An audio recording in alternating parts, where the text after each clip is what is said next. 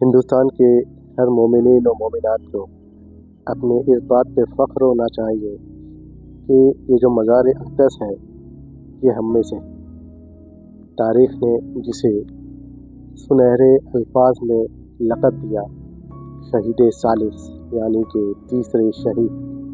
دو شہید اول اور شہید ثانی ہندوستان میں سے نہیں ہے، لیکن یہ جو تیسرے شہید ہے یہ ہم میں سے قرار دیے گئے ہیں.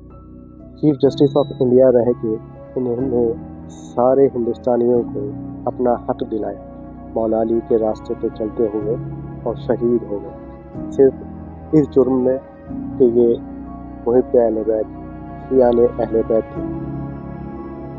تو سارے ہندوستانیوں کو، سارے مومنین و مومنات کو اس مزار اقدس کی ضرور زیارت کرنا چاہیے، کیونکہ ان کا احسان سارے ہندوستان کے مومنین و مومنات کو.